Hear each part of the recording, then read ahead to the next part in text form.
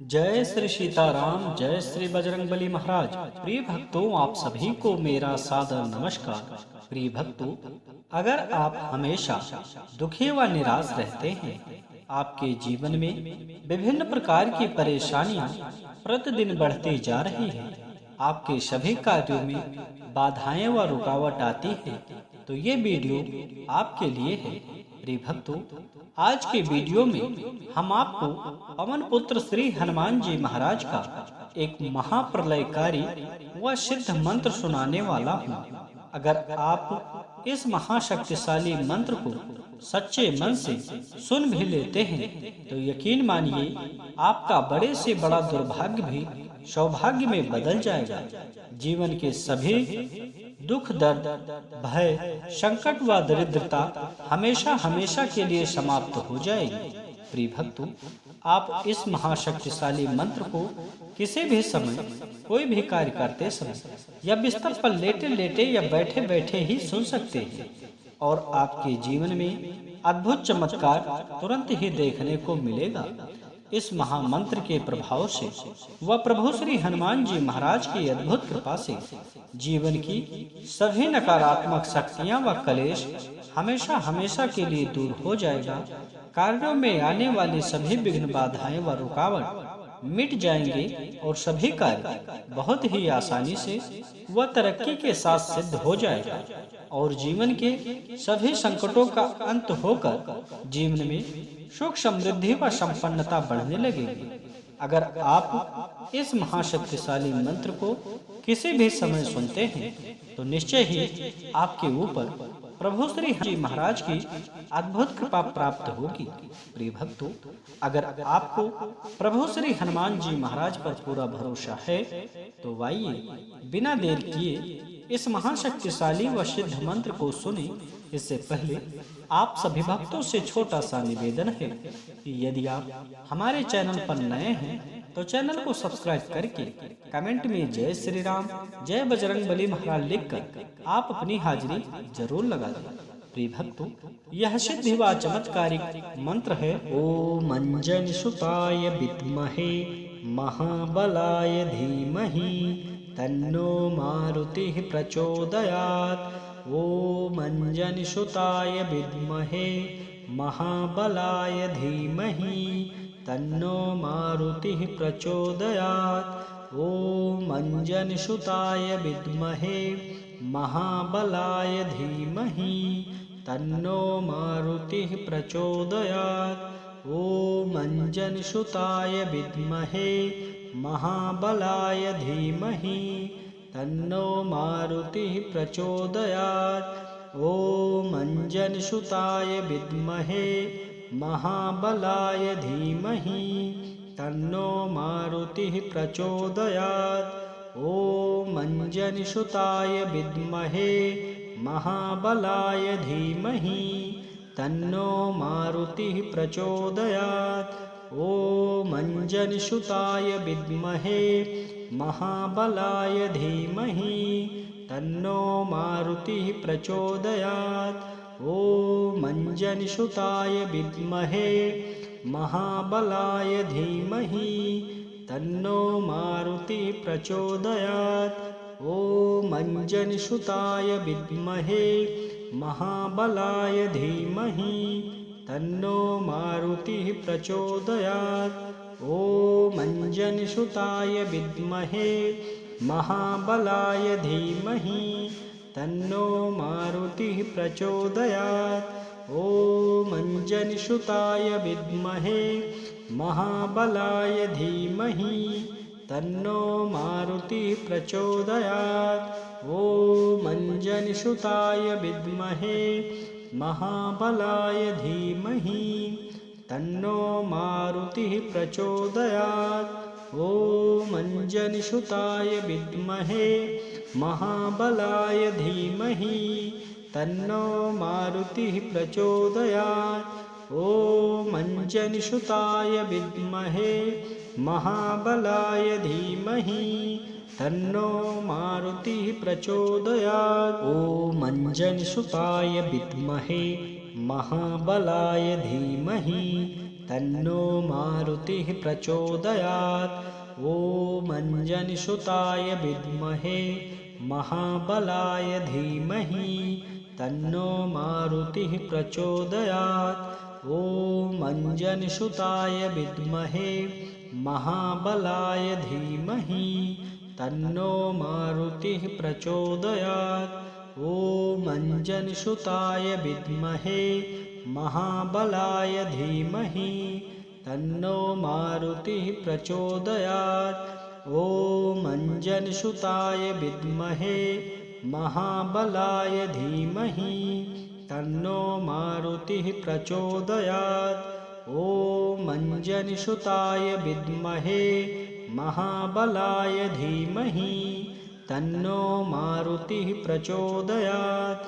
ॐ अंजनीसुताय विद्महे महाबलाय धीमहि तन्नो मारुतिः प्रचोदयात्। ॐ अंजनीसुताय विद्महे महाबलाय धीमहि तन्नो मारुतिः प्रचोदयात्। ॐ अंजनीसुताय विद्महे महाबलाय धीमहि तन्नो मारुतिः प्रचोदयात्। ॐ अंजनीसुताय विद्महे महाबलाय धीमहि तन्नो मारुतिः प्रचोदयात्।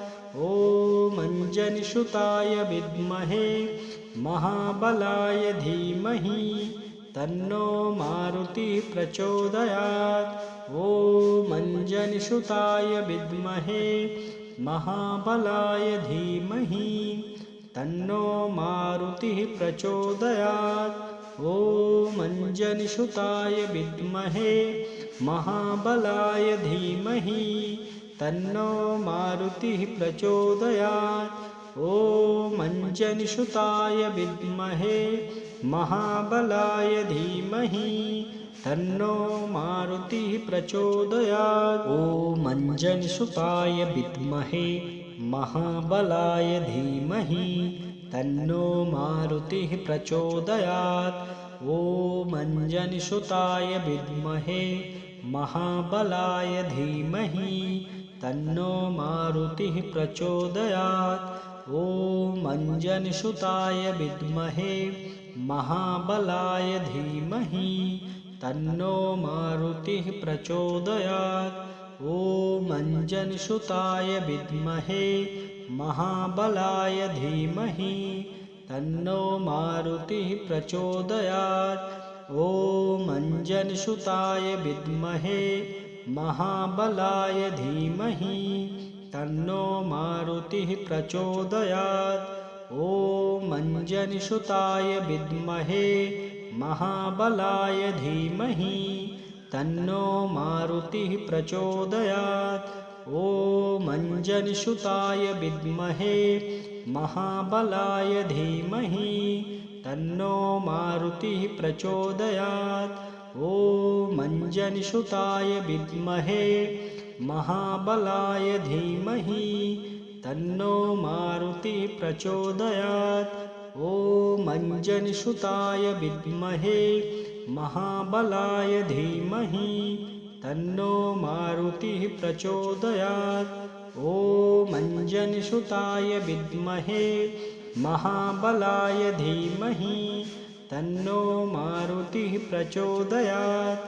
ॐ अंजनीसुताय विद्महे महाबलाय धीमहि तन्नो मारुतिः प्रचोदयात्। ॐ अंजनीसुताय विद्महे महाबलाय धीमहि तन्नो मारुतिः प्रचोदयात्। ॐ अंजनीसुताय विद्महे महाबलाय धीमहि तन्नो मारुतिः प्रचोदयात्। ॐ अंजनीसुताय विद्महे महाबलाय धीमहि तन्नो मारुतिः प्रचोदयात्। ॐ अंजनीसुताय विद्महे महाबलाय धीमहि तन्नो मारुतिः प्रचोदयात्। ॐ अंजनीसुताय विद्महे महाबलाय धीमहि तन्नो मारुतिः प्रचोदयात्। ॐ अंजनीसुताय विद्महे महाबलाय धीमहि तन्नो मारुतिः प्रचोदयात्। ॐ अंजनीसुताय विद्महे महाबलाय धीमहि तन्नो मारुतिः प्रचोदयात्। ॐ अंजनीसुताय विद्महे महाबलाय धीमहि तन्नो मारुतिः प्रचोदयात्। ॐ अंजनीसुताय विद्महे महाबलाय धीमहि तन्नो मारुतिः प्रचोदयात्। ॐ अंजनीसुताय विद्महे महाबलाय धीमहि तन्नो मारुतिः प्रचोदयात्।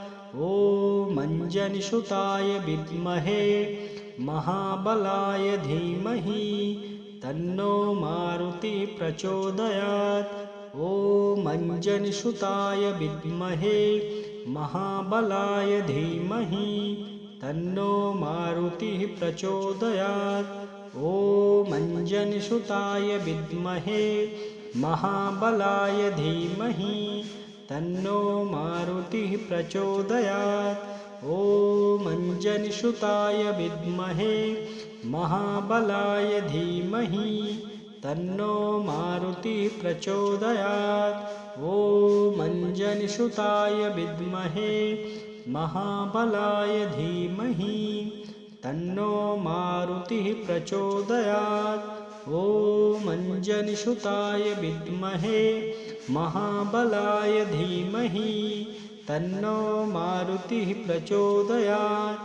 ॐ अंजनीसुताय विद्महे महाबलाय धीमहि तन्नो मारुतिः प्रचोदयात्। ॐ अंजनीसुताय विद्महे महाबलाय धीमहि तन्नो मारुतिः प्रचोदयात्। ॐ अंजनीसुताय विद्महे महाबलाय धीमहि तन्नो मारुतिः प्रचोदयात्। ॐ अंजनीसुताय विद्महे महाबलाय धीमहि तन्नो मारुतिः प्रचोदयात्। ॐ अंजनीसुताय विद्महे महाबलाय धीमहि तन्नो मारुतिः प्रचोदयात्। ॐ अंजनीसुताय विद्महे महाबलाय धीमहि तन्नो मारुतिः प्रचोदयात्। ॐ अंजनीसुताय विद्महे महाबलाय धीमहि तन्नो मारुतिः प्रचोदयात्। ॐ अंजनीसुताय विद्महे महाबलाय धीमहि तन्नो मारुतिः प्रचोदयात्। ॐ अंजनीसुताय विद्महे महाबलाय धीमहि तन्नो मारुतिः प्रचोदयात्। ॐ अंजनीसुताय विद्महे महाबलाय धीमहि तन्नो मारुतिः प्रचोदयात्। ॐ अंजनीसुताय विद्महे महाबलाय धीमहि तन्नो मारुतिः प्रचोदयात्।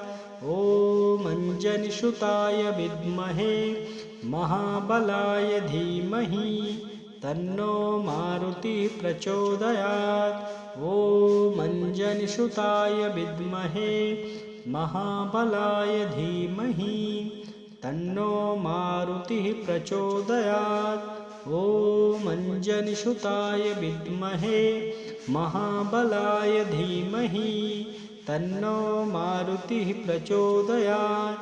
ॐ अंजनीसुताय विद्महे महाबलाय धीमहि तन्नो मारुतिः प्रचोदयात्। ॐ अंजनीसुताय विद्महे महाबलाय धीमहि तन्नो मारुतिः प्रचोदयात्।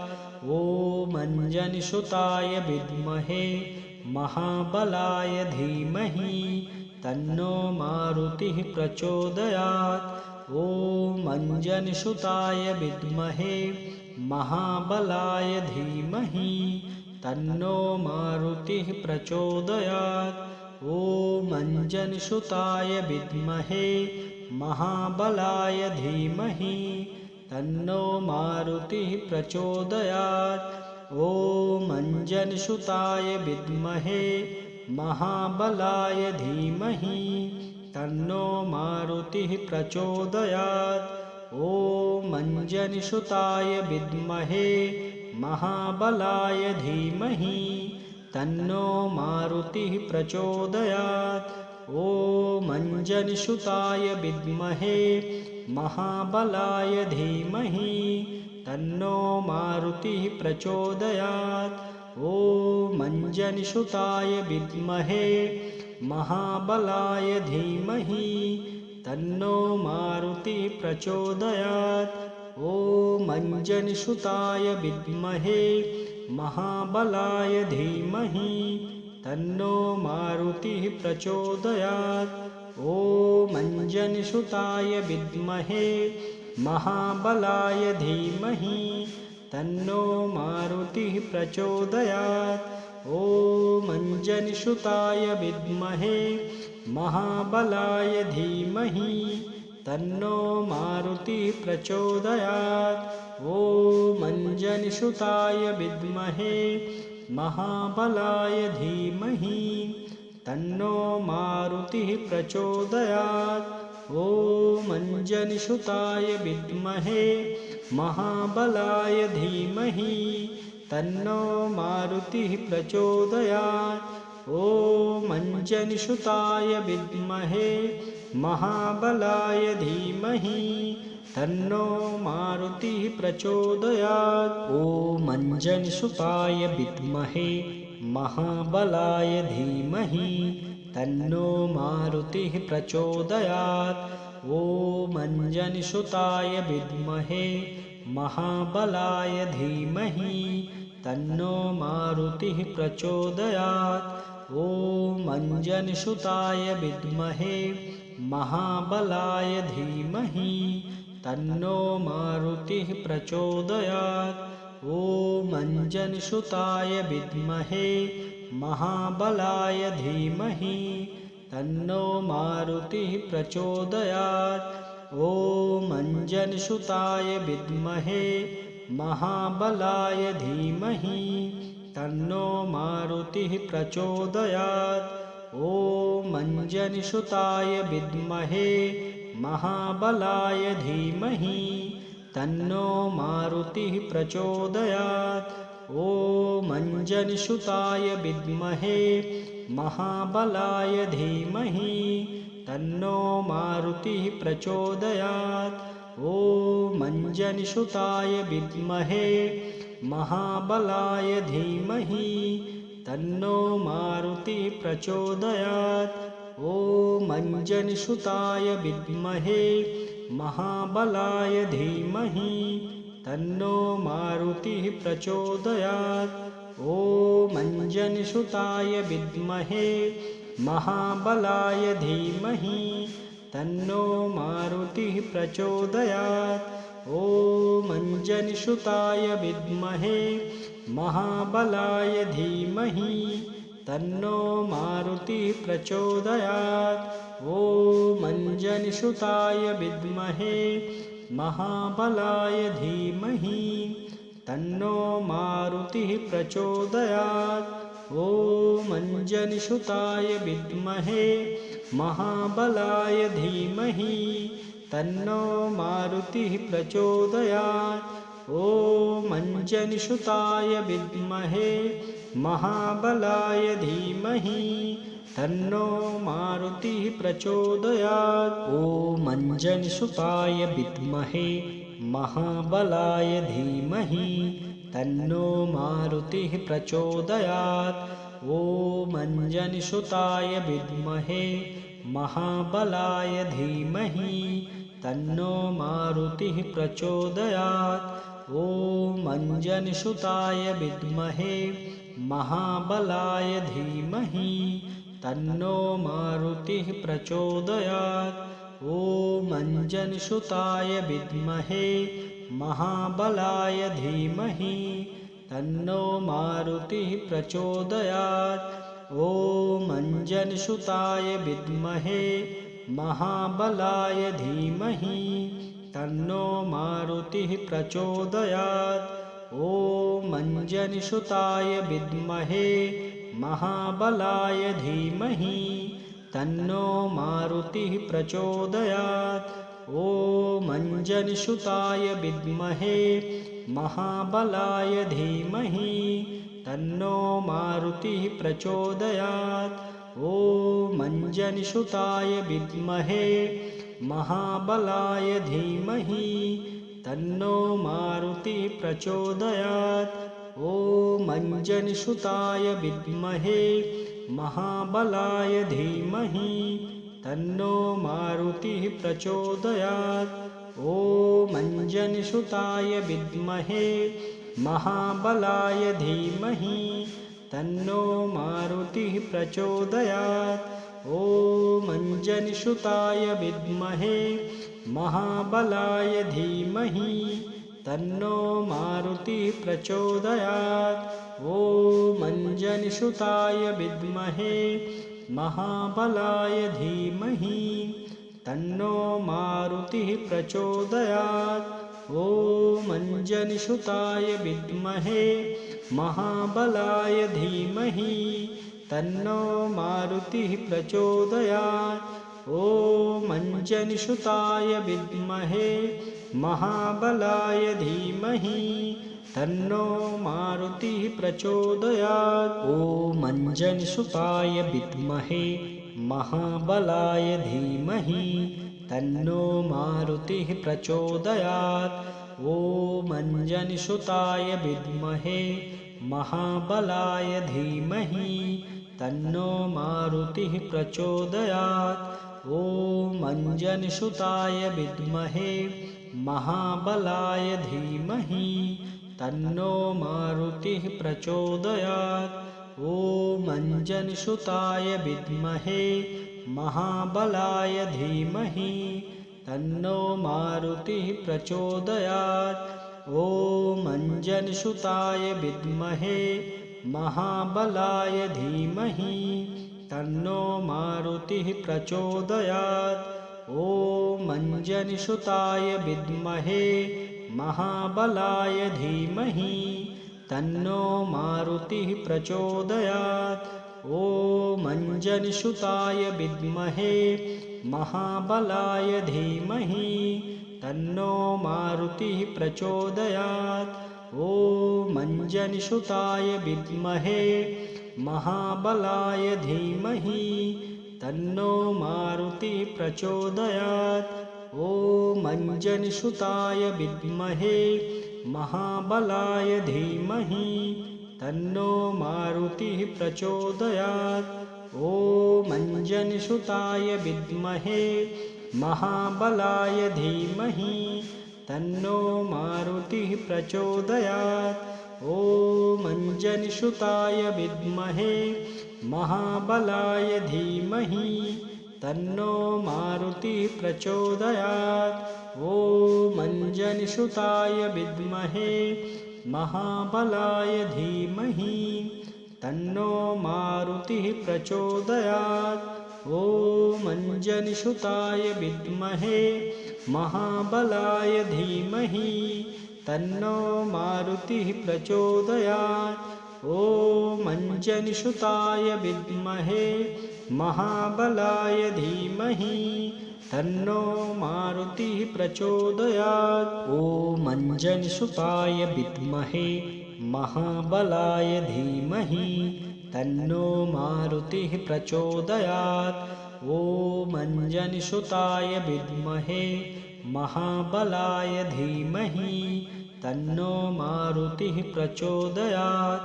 ॐ अंजनसुताय विद्महे महाबलाय धीमहि तन्नो मारुतिः प्रचोदयात्। ॐ अंजनसुताय विद्महे महाबलाय धीमहि तन्नो मारुतिः प्रचोदयात्। ॐ अंजनसुताय विद्महे महाबलाय धीमहि तन्नो मारुतिः प्रचोदयात्। ॐ अंजनीसुताय विद्महे महाबलाय धीमहि तन्नो मारुतिः प्रचोदयात्। ॐ अंजनीसुताय विद्महे महाबलाय धीमहि तन्नो मारुतिः प्रचोदयात्। ॐ अंजनीसुताय विद्महे महाबलाय धीमहि तन्नो मारुतिः प्रचोदयात्। ॐ अंजनीसुताय विद्महे महाबलाय धीमहि तन्नो मारुतिः प्रचोदयात्।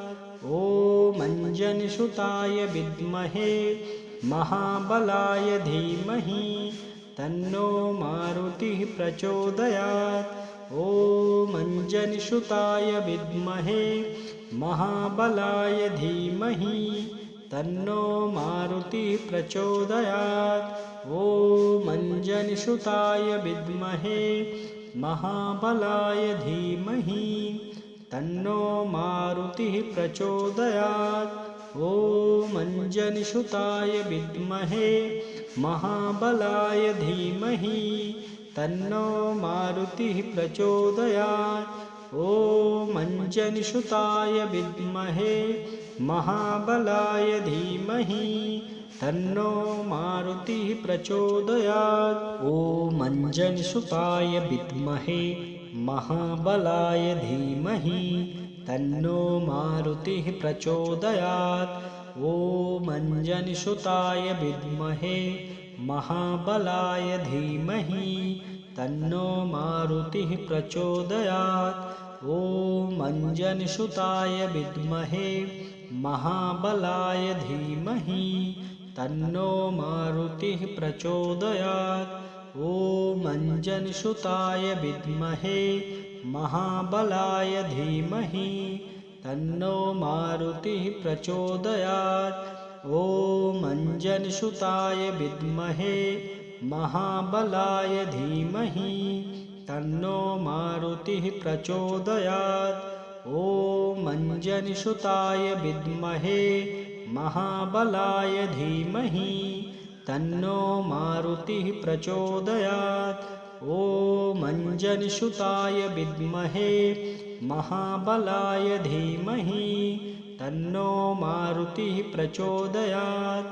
ॐ अंजनीसुताय विद्महे महाबलाय धीमहि तन्नो मारुतिः प्रचोदयात्।